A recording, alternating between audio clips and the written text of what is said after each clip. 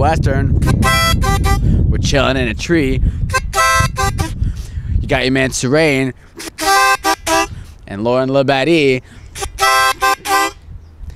with special cameraman Andrew. TV Western starts now.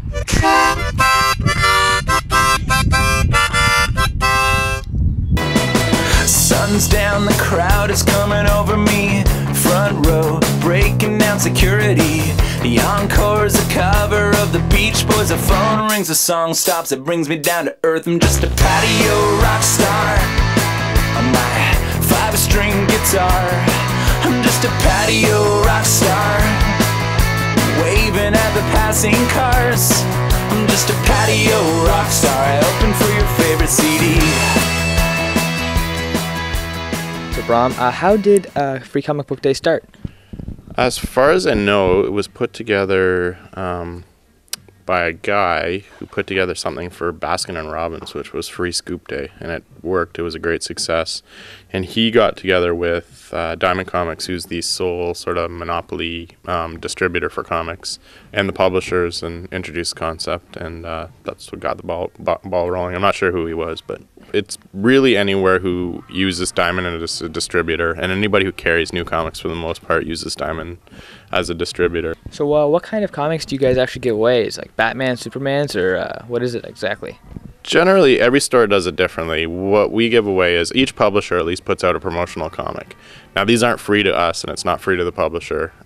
We split the cost, sort of. They're inexpensive, but they're not free. I mean, anybody who walks out here we spend $1 or $2 on free stuff. What is free stuff for them? But your big publishers, definitely Marvel and DC, they'll usually do something to grasp young readers, because that's what you get a lot of people in is a lot of kids. So they'll give something aimed at a young age, but then recently they'll also try and put out something for all readers that sort of heads into one of their big storylines or big events for the year. So this year we've got an Avengers storyline that ties into all the Avengers and Dark Avengers stuff that's going on in Marvel, and then in DC it's sort of like a prequel to their big event, Darkest Night, which is a Green Lantern thing. Did you guys get a lot of people come out on Free Comic Book Day? We get tons. We literally get tons. It's always hard to gauge exactly how many we have through the door, but there's usually a lineup at the door from when we open at 10 till right near to the end of the day. Just by gauging from how many coupons they give away, we usually give away anywhere over 600 to 800 to even 1,000 in a day. So it's there's a lot of people that come through. What do you think about the new comic book movies coming out, like Watchmen and Hulk and stuff like that? What is your opinion on them? In general, they're good for business. In general, they're decent movies. Myself, I'm not a blockbuster fan, so a superhero movie in general is a big blockbuster movie, fits those conventions. For me, and where we see a major increase in business is when a movie is made on an original graphic novel. So, when they make Batman, that's just a character that's in a comic book. Everybody already knows Batman comes from comic books. Everybody knows Batman. That's just a blockbuster movie. That sure maybe gets people more interested in Batman, makes some new Batman fans. People will come in and buy some Batman comics. But this year's Watchmen, that's a different story, because that's based on an original graphic novel where people saw the trailer for the movie, heard it was about a comic, but they didn't know the comic. It's one original graphic novel. In a case like that, that's where we sell tons. That's where people want to know more about it. The only way they can know more about this, it hasn't been converted into other media, so at this point they come in and they get the comic.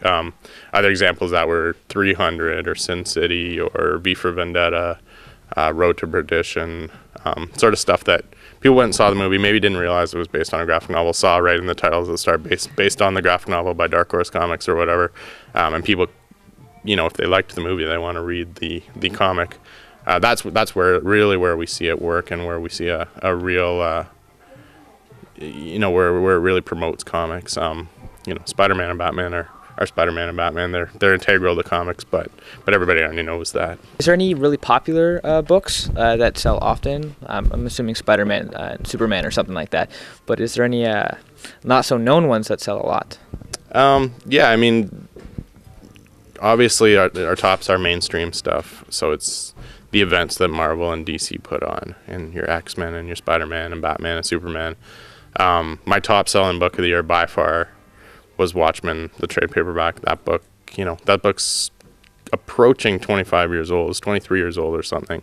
But we sold, close to 800 copies this past year. Like, I didn't sell that many copies of any book before that in a year. So that's great. In terms of like my bestsellers, yeah, probably your bestsellers, and nowadays more traditionally read in the graphic novel format, where we take 6 issues of a comic and collect them into a trade paperback, a thicker soft cover. Would be books like some of my best-selling trades anywhere. Walking Dead, which is a zombie comic, hasn't been adapted into anything. Nobody knows it except for in the comic world, but it sells amazingly. Why the Last Man, a Vertigo title about the last man walking the earth, where all the women survive, but there's one man left.